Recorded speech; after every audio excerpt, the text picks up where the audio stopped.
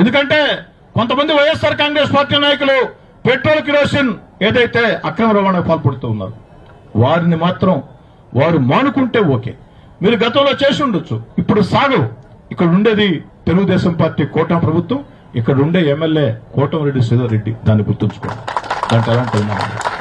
అదేవిధంగా దళితుల భూములు ఆక్రమించిన వైఎస్ఆర్ కాంగ్రెస్ పార్టీ నేతలారా వెంటనే ఖాళీ చేయండి, వెంటనే ఖాళీ చేయండి.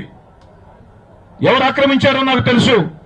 3 వైఎస్ఆర్ కాంగ్రెస్ పార్టీ కార్పొరేటర్లు, వారికి అర్థమై ఉంటుంది, టీవీలో ఫేస్బుక్ లో చూస్తూ ఉంటారు. 3 వైఎస్ఆర్ కాంగ్రెస్ పార్టీ కార్పొరేటర్లు స్థలం చెప్పంటావు గిరి, స్థలం ఎందుకని ఆక్రమించున్నారు కోట్ల రూపాయలది.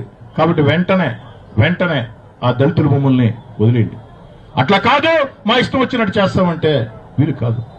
అదేవిధంగా నేను మళ్లీ చెప్తూ ఉన్నా, కక్ష సాధింపులు, వేధింపులు, వెంటాడటం నెల్లూరు రూరల్ ఎమ్మెల్యే కార్యాలయం నుంచి జరగవు.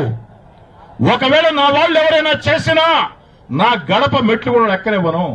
ఎవరైనా నా వాళ్ళు చేస్తే వేధింపులకు గురైన వాళ్ళు నేరుగా నాకు ఫోన్ చేయొచ్చు, తప్పులేదు. 1-2 సార్లు ఫోన్ చేస్తే మీకు అర్థం అవుతుంది ఏ విధంగా నేను స్పందిస్తాను అనేది. ఇంత దూరం నేను చెప్పిన తర్వాత మా వాళ్ళు ఎవరు నా మాట జవ దాడతారని చెప్పి నేను చెప్పను, కానీ వాళ్ళు జవ దాటినా కూడా నాకు నేరుగా చెప్తే నేను కఠినంగా తీసుకుంటా. అయితే ఎంతవరకు ఇది మీరు పద్ధతిగా ఉన్నంత వరకే. పద్ధతిగా ఉన్నాం, మా అక్రమాలు మేము చేస్తాం, మా చట్టం వ్యతిరేకాలు మేము చేస్తాం, మమ్మల్ని ఎవరు ఏం చేస్తాం అనుకుంటే ఎవరు మిమ్మల్ని కాపాడలేరు. దాంట్లో ఎలా అంటారు, ఎవరో కాపాడలేరు. కొంతమంది చెప్తూ ఉన్నారంట వైఎస్ఆర్ కాంగ్రెస్ పార్టీ నాయకులు, కోటమిరెడ్డి శ్రీధర్ రెడ్డికి మాకు పడదు. జిల్లాలో చాలా మంది తెలుగుదేశం పార్టీ ఎమ్మెల్యేలు మాకు తెలుసు, కీలక నేతలతో మాకు బంధాలు ఉన్నాయి, బంధుత్వాలు ఉన్నాయి. నాయనా ఇది రూరల్ రా తమ్ముడు, నా పేరు కోటమిరెడ్డి శ్రీధర్ రెడ్డి, సంటిగాడు లోకల్. కోటమిరెడ్డి శ్రీధర్ రెడ్డి లోకల్. రూరల్లో చట్టం గీస్తే ప్రజల ఆకాంక్ష ప్రకారం ఏ నిర్ణయం తీసుకోవాలనో ఆ నిర్ణయం ఒక్క కోటమిరెడ్డి శ్రీధర్ రెడ్డి తీసుకుంటాడు. కోటమిరెడ్డి శ్రీధర్ రెడ్డి నారా చంద్రబాబు నాయుడు గారు, నారా లోకేష్ గారి ఆదేశాలు నిర్వహిస్తాడు. ఆ నాయకుడు తెలుసు, ఈ నాయకుడు తెలుసు. కోటమిరెడ్డి శ్రీధర్ రెడ్డి ఏందనుకుని ఎక్కువ మాట్లాడితే అనవసరంగా ఎందుకు గిలికి ఇబ్బందులు తెచ్చుకోవద్దు. ఇదొక చట్టం. Nellore rural Telugu Desam party fort. ఈ తెలుగుదేశం పార్టీ ఫోర్ట్ కి ఒక సోల్జర్ కోటమిరెడ్డి శ్రీధర్ రెడ్డి, అది గుర్తుంచుకోండి. ఇక ఇంతసేపు మాట్లాడాలని లేదు, చాలా సింపుల్ గా మాట్లాడదాం అనుకున్నా. మీ అందరినీ చూసిన తర్వాత చాలా సంతోషం కలిగి, ఇక్కడ ఎన్నికలు అయిపోయినాయి, రోజు కూడా నటించేందుకు మాట్లాడాలా, తప్పో ఒప్పో ప్రజలు నిర్ణయించుకుంటారు, ఉండే లోతుల్లో నుంచే మాట్లాడదామని మాట్లాడా. ఇక కొంతమంది వ్యాపారస్తులు నాకు పెద్ద ఎత్తున అండగా నిలబడ్డారు. వారి పేర్లు చెప్పటం మంచిది కాదు. నేను పేర్లు చెప్పాలని స్వయంగా వాళ్ళకే ఫోన్ చేశాను, కానీ వాళ్ళు ఇష్టపడలా. దయచేసి అన్న అర్థం చేసుకొని, కొంతమంది వ్యాపారస్తులు, మరీ ముఖ్యంగా రియల్ ఎస్టేట్ వ్యాపారస్తులు, అదేవిధంగా కాంట్రాక్టర్, రియల్ ఎస్టేట్ వ్యాపారులు, కొంతమంది కాంట్రాక్టర్లు ఈ ఎన్నికల వేళ ఈ యుద్ధంలో నా వెనుక అండగా కొండగా నిలిచారు.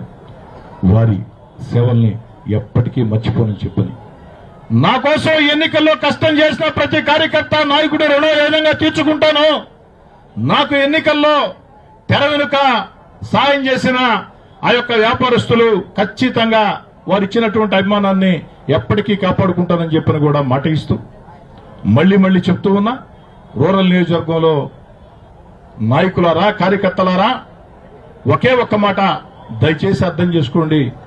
మీరు నా కోసం కష్టం చేశారు, నేను రుణం తీర్చుకుంటా. దయచేసి ప్రత్యర్థుల మీద వేధింపులు పాల్పడద్దు.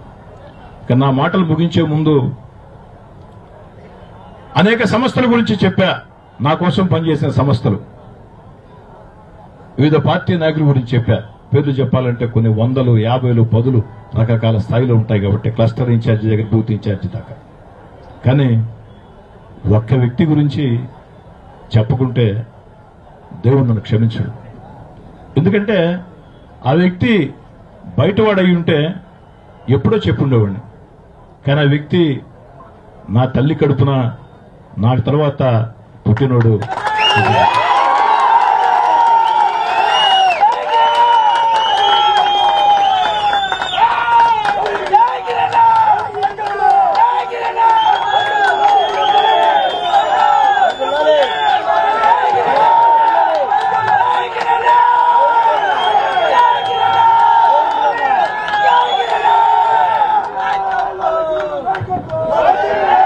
నా తమ్ముడు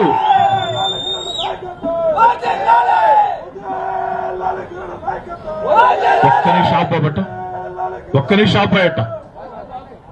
నా తమ్ముడు కాబట్టి, నా తమ్ముడు కదా, నా తమ్ముడు గురించి నేను చెప్పేది ఏమిటంటే, చెప్పకూడుకుంటే దేవుడు క్షమించడు. కానీ ఈ ఎన్నికల్లో మైకుల్లో మాట్లాడుతూ ప్రజల్ని కలుస్తూ వెళ్ళా.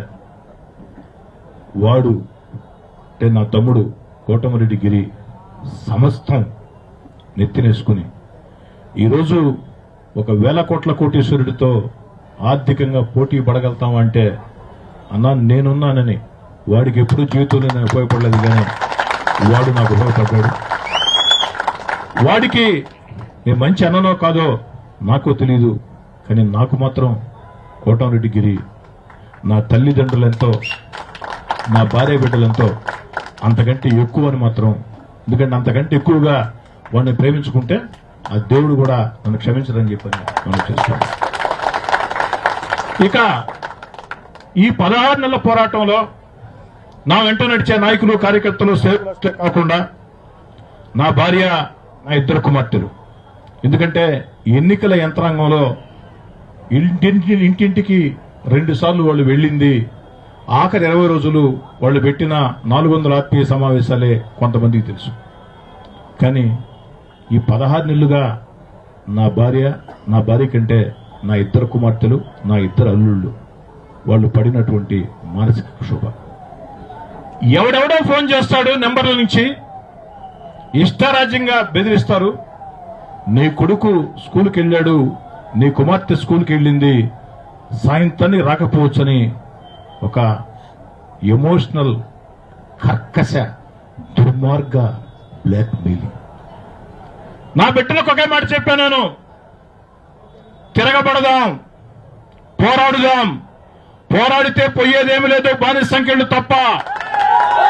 ఈ పని చేస్తారని నాకు తెలుసు, అన్నిటికీ తెగించి వచ్చా. నా బిడ్డలుగా, నా భార్యగా మీరు తెగించాలా? ఎవడు ఫోన్ చేసినా ఎక్కడికి రమ్మంటారా, రా తెలుసుకుందాం, పిలవండి. ఎనీ సెంటర్, అది పులివెందులైనా ఓకే, ఇబ్బంది లేదు, ఎక్కడికి తెలుసుకుందామని చెప్పాను. నేను చెప్పిన తర్వాత నా భార్య, నా కుమార్తెలు తెగించి పోరాటం చేశారు. ఇంటింటి ప్రచారమే చాలా మందికి తెలుసు, ఆత్మీయ సమావేశాలు తెలుసు. కానీ వాళ్ళు ఈ 16 నెలలుగా పడినటువంటి మానసిక క్షోభ ఎంత దుర్మార్గం అంటే, నా మీద కొన్ని నీచమైన పోస్టింగ్లు పెట్టి వాళ్ళ సెల్ ఫోన్లకి వాట్సాప్ పంపించినటువంటి దుర్మార్గులు. నేను అడుగుతున్నాను, మురళి గారు, టీవీలో మురళి గారు, దేవా గారు, బాలకృష్ణ గారు, మనందరూ అడుగుతున్నా, రాజేష్ గారు, అందరిని అడుగుతున్నా, మొత్తం అందరిని అడుగుతున్నా, మీ మీద వ్యక్తిగతంగా నీచంగా పోస్టింగ్లు పెట్టడం తప్పు అయితే, ఆ పోస్టింగుల్ని మీ ఇంట్లో మీ భార్య బిడ్డలకి సెండ్ చేయటం ఎంతవరకు తప్పు, ఎంత దుర్మార్గం తప్పు. అయినా కూడా నా భార్య, నా 2 బిడ్డలు, నా 2 అల్లుళ్ళు తెగించి పోరాటం చేశారు. పోరాటం మా రక్తంలో ఉంది. వయసు సహకరించలేదు, కానీ 18 సంవత్సరాల వయసు వచ్చి ఉంటే నా మనవుడు, నా మనవరాలు కూడా అదే పోరాటం చేసి ఉండేవాళ్ళని రాజకీయ పద్ధతిలో మనం చేస్తారు. కాబట్టి ఒక అద్భుతమైన విజయం అందించినటువంటి ప్రజలందరికీ, నా కోసం కష్టం చేసిన నాయకులు, కార్యకర్తలందరికీ, ప్రత్యక్షంగా పరోక్షంగా సహకరించిన వారందరికీ, మీడియా మిత్రులకి, ముఖ్యంగా మీడియా మిత్రులకు మాత్రం నేను బహిరంగంగా క్షమాపణ చెప్తున్నాను. ఎందుకంటే ఎన్నికల వేళ నాకున్న ఒత్తిడిలో, నాకున్న ఇతరత్ర ఇబ్బందుల్లో మీడియాకి నేను ఎలాంటి సహకారం అందించలేకపోయాను. ఏ మీడియా సంస్థ కూడా రిక్వెస్ట్ చేసి చెప్పుకున్నా, అయ్యా నా పరిస్థితి అర్థం చేసుకోండి అని చెప్పి. దాదాపు 90% మంది అర్థం చేసుకున్నారు. కాబట్టి మీడియా మిత్రులారా, ఎన్నికల వేళ మాత్రమే వచ్చే నాయకులు కొంతమంది ఉంటారు. కానీ మీ కోటమిరెడ్డి సదారెడ్డి 365 days మీ కుటుంబ సభ్యుడిలాగా ఉండేవాడు. ఆ రోజు నా పనుల ఒత్తిడిలో నా అవసరాల ఒత్తిడిలో, అవసరాల ఇబ్బందుల్లో మీడియాకి నేను ఉపయోగపడలేకపోయాను. కానీ ఎప్పటికీ మీ కోటమిరెడ్డి సదారెడ్డి ఉపయోగపడతాడు. గత 3.5 సంవత్సరం అధికార పార్టీ ఎమ్మెల్యేగా మీకు ఏ విధంగా నేను అండగా నిలిచాను, నేనేదో ఉత్తరిచ్చానని చెప్పాను, కానీ మీకు మంచి స్నేహితుడిగా ఒక ఎమ్మెల్యేని కాకుండా ఉన్నాను, అదేవిధంగా ఉంటానని చెప్పని మనం చేస్తూ మరోసారి రూరల్ ప్రజలందరికీ ధన్యవాదాలు. నా బాధ్యత పెంచారు. 1,000 కోట్ల కోటీశ్వరుడి మీద అతి భారీ మెజార్టీ అందించారు.